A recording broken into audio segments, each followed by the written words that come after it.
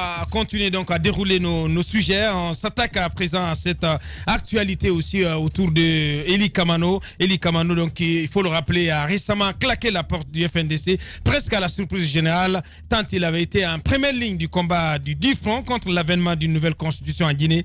Et quel est le fin mot de son départ du FNDC? Pense-t-il que le combat du DIFRON a fait chou blanc?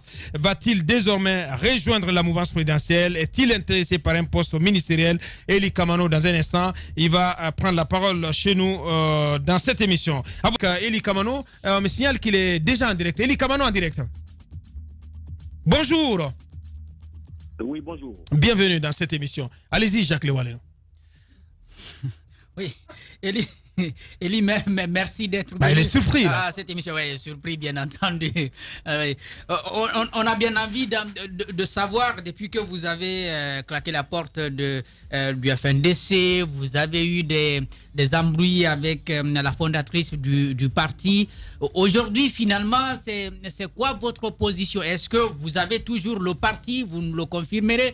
Et puis, c'est quoi votre direction, puisque vous n'êtes plus du FNDC? Merci beaucoup. Et d'abord, j'aimerais attirer votre attention sur le parti d'abord. Je suis et demeure encore le président de ce parti parce que c'est à l'issue d'un congrès que j'ai été élu. Je n'ai jamais été nommé parce que je n'ai jamais appris dans n'importe quel texte de loi que le poste de président est un poste électif, c'est un poste nominatif. Donc, une assemblée générale extraordinaire a été organisée par le bureau politique national au siège du parti, et au cours de laquelle j'ai été naturellement élu par les militants, et en la présence d'ailleurs de la vice-présidente qui a signé le PV qui avait été fait par l'avocat Maître Béa, et un notaire avait authentifié cela. Donc, je demeure encore le président du PGSD, et pour moi, c'est à l'issue d'un autre congrès que peut-être les militants vont renouveler ou vont voter pour un autre président. Mais jusqu'à ce jour, je reste et demeure le président du PGSD. Bien. Il posait la question, quelle va être la direction que Eli Kamano va prendre à partir de suite à son divorce avec le FNDC. D'abord, vous nous confirmez, est-ce que vous nous confirmez que c'est un divorce totalement consommé d'avec le FNDC?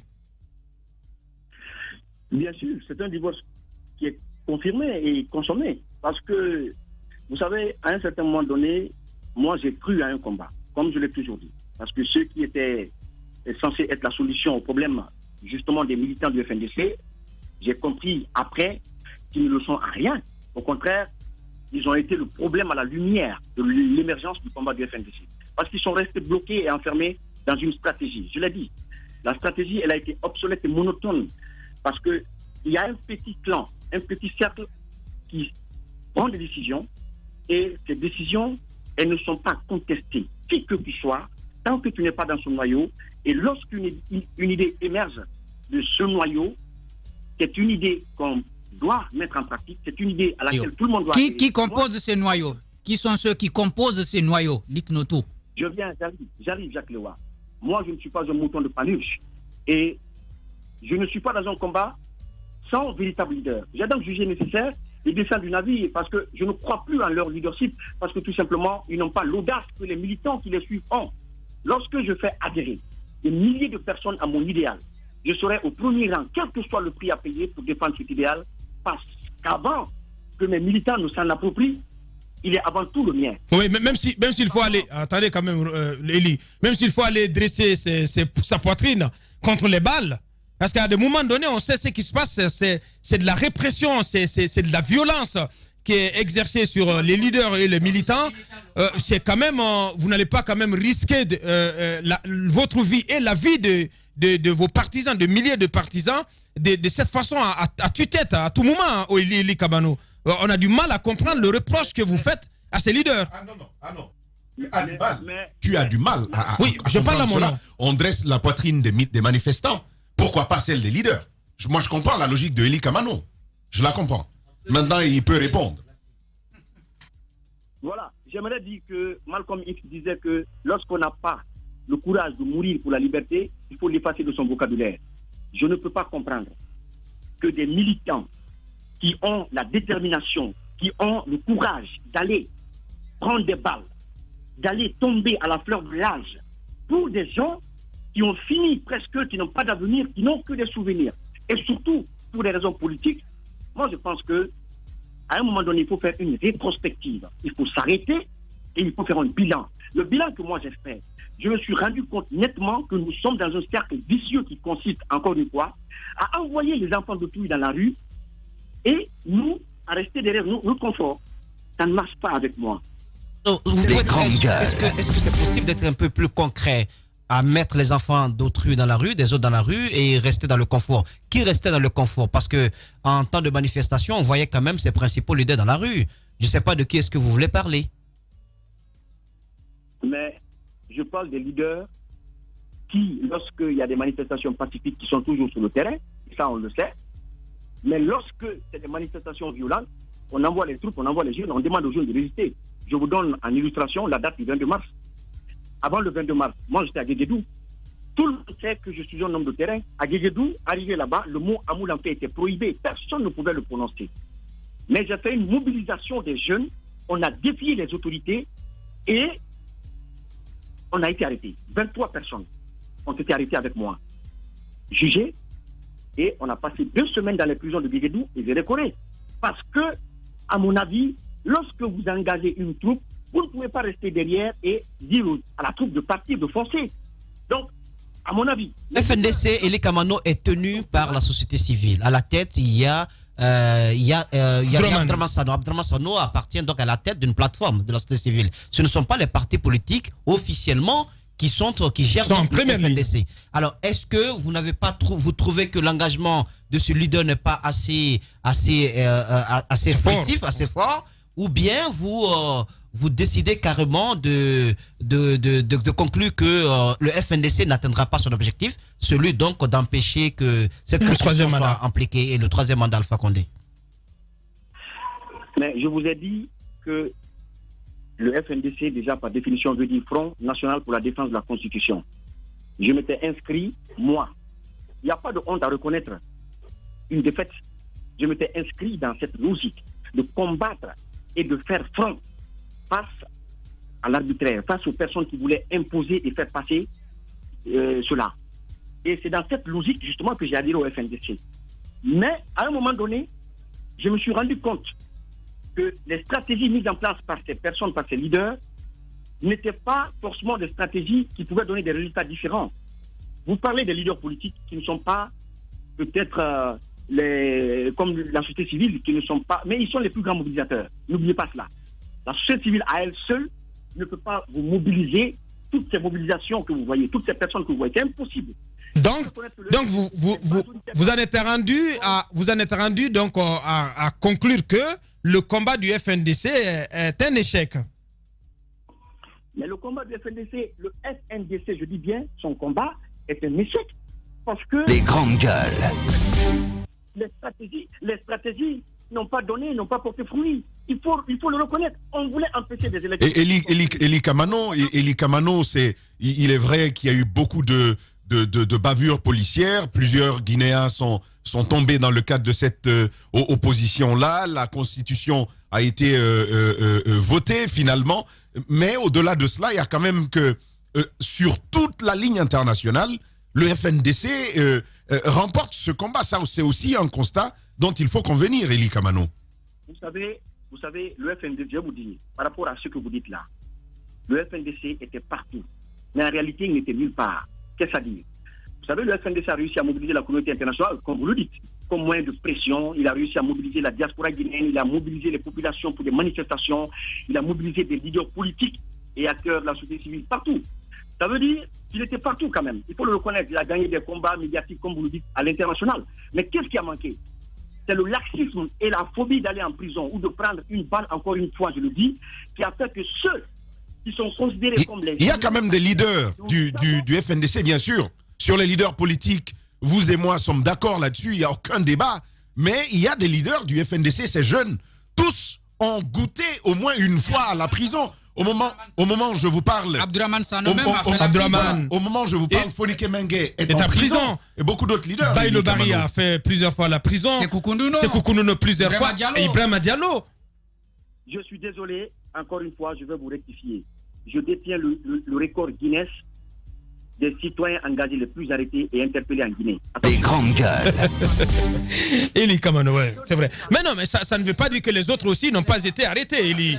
Eli Kamano, ce n'est pas un déterminant. Vous ne pouvez pas vous appuyer sur cela pour juger de l'inefficacité du FNDC. Si c'est le nombre de fois que vous faites la prison, si c'est ce qui définit votre engagement politique, ça n'a pas de sens. Ça a un grand sens. Ça veut tout simplement dire que moi, j'ai les moyens de ma politique et j'ai le courage et l'audace de ma politique. Alors, ce que vous attendiez, alors attendez quand même, ce que vous attendiez, c'était que Cellou Dalein Diallo ou Sidya Touré dressent leur balle, leur poitrine aux balles et qu'ils se fassent arrêter tout simplement. C'est ce que vous demandiez, hein? C'est ce que vous attendiez, Eli. Alors, je vais vous dire, je vais vous donner un exemple. Lorsque nous étions en prison, à la maison centrale, pendant qu'on était assis devant la télé en train de regarder une des manifestations, c'était d'ailleurs celle où le FNDC avait juré de franchir l'interdit du gouvernement qui empêchait, qui demandait au FNDC de ne pas suivre l'itinéraire Tannery, Palais du Peuple. Avec une forte mobilisation des jeunes qui étaient prêts à en découdre avec les forces de l'ordre toujours. Ma surprise fut très grande lorsque j'ai vu nos leaders fuir comme des voleurs devant les gaz lacrymogènes, pendant qu'on entendait les jeunes dire « Arrêtez-vous, arrêtez-vous, ne partez pas ». Mais à votre avis, un général qui déserte en laissant sa troupe mourir sur le terrain, qu'est-ce qu'il mérite? Quoi que vous fassiez, Les grandes gueules. préparez. Si les meneurs d'une révolution ne sont pas préparés à prendre des gaz ou des balles, vous perdez votre temps. Bien. Eli, alors, parce qu'on est bousculé par le temps, est-ce que vous allez débarquer à la mouvance présidentielle? Parce que ça se susurre, beaucoup de choses se racontent sur votre compte. Et on nous raconte également que vous serez pressenti pour être dans le prochain gouvernement, donc un poste ministériel. Parce que vous étiez passé dans une de nos émissions où vous avez déclaré que vous n'étiez pas du tout intéressé par un quelconque poste venant de ce régime et que d'ailleurs vous aviez décliné un poste du côté du port autonome de Conakry. Est-ce qu'aujourd'hui la donne a changé chez les Kamano? La donne a changé. Honnêtement, je n'ai plus la même position. Eh ben, Les grandes gueules. Écoutez-moi très bien. Écoutez-moi très bien. Je suis très caractériel, vous le savez. Et je n'ai pas peur de reconnaître que j'ai perdu parce que je n'ai pas adopté la bonne stratégie. J'ai été déçu. On a voulu m'exploiter comme un torchon qui ne sert qu'à nettoyer. J'ai été lésé, voire même marginalisé lors de la manifestation du 10 décembre. Tout cela était fait dans la logique de tuer et étouffer mon leadership. Donc, encore une fois, je ne suis plus un artiste activiste. Je suis à présent un homme politique qui aspire à servir politiquement son pays en restant, bien sûr, dans la vision du peuple et de la jeunesse. Je vais réconcilier la jeunesse à elle-même. Je ferai en sorte que les vies soient épargnées. J'irai à la rencontre de la jeunesse pour lui dire que chacun a le droit de ne pas aimer Alpha Condé, le président, mais chacun a le devoir d'aimer la Guinée et donc de la servir dans l'intérêt de tous. Donc c'est la nouvelle orientation que je vais à présent me donner. et en rejoignant la mouvance présidentielle et éventuellement en obtenant un strapontin ministériel, un portefeuille ministériel au sein du gouvernement. Vous savez, la question de la mouvance présidentielle, vous la posez comme si c'était une question de Covid-19 qu'on pose, ou bien une question de choléra ou d'Ebola qu'on pose dans un pays. Je vais vous dire une chose. Le système que je combats, il est partout. Il n'est pas seulement au sein de la mouvance, mais il est aussi au sein de l'opposition. C'est pourquoi, au sein du FNDC, j'ai dénoncé des choses. Alors, tant qu'il y a entre ces deux camps des choses qui ne fonctionnent pas, je les dénoncerai.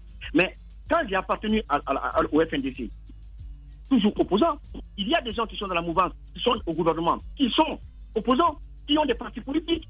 Donc, il faut que les gens arrêtent de donner une connotation de mauvais Guinéen qui va servir sa nation. Je suis prêt à servir ma nation et je suis prêt à démontrer aux Guinéens que je sais faire quelque chose. Bien, Eli. Bien, Eli, parce que là, on est bousculé par le temps. Je voulais lui opposer cette précision de Ibrahima Diallo du FNDC. Précision importante. Eli Kamano n'a pas été au premier rang du combat du FNDC. Il est venu accompagner le combat quand la mayonnaise a pris. Les membres fondateurs et au premier du FNDC sont connus. Ça me fait rire. Vous savez, lorsque les enfants qui se sont inscrits à mon école, à l'école de l'engagement de Eli Kamano s'expriment de la sorte, ça me fait rire. Tout le monde connaît aujourd'hui le poids de chacun dans ce pays par rapport à sa capacité de mobilisation. Je ne boxe pas dans le même ring que Ibrahima Diallo, que les enfants là. Je sais dans le ring, je connais le ring dans lequel je boxe. Donc, Je ne réponds pas cela. Je sais une chose. Je quitte le FNDC pour des raisons qui sont claires.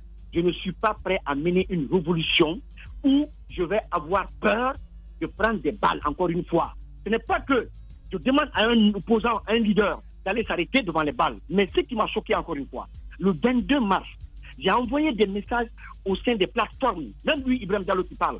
J'ai fait des captures, je peux vous les envoyer. J'ai demandé, à partir de 14 heures déjà, qu'est-ce qu'on fait? Vous êtes en train de faire monter les images des enfants assassinés, tombés par-ci, par-là. Mais nous, leaders, qu'est-ce qu'on fait? Ils disent non, on va faire une déclaration. Je ne suis pas d'accord. Je dis non, il n'est pas question. Sortons dans la rue et résistons. Donc, je ne peux pas comprendre aujourd'hui que ces personnes me disent, voilà.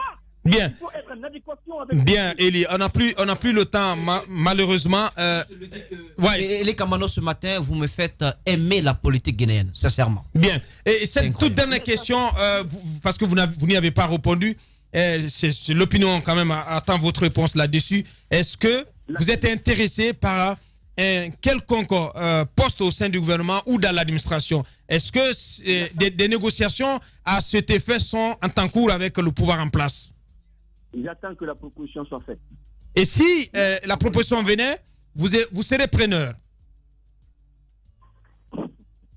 Aboubakar, si la proposition se présente, je travaillerai pour mon pays. Donc ce n'est pas exclu. On a compris. Merci en tout cas à vous, Eli Kamano. Merci pour merci d'avoir donc témoigné, d'avoir répondu à nos questions ce matin. Eli Kamano, il était un de nos invités.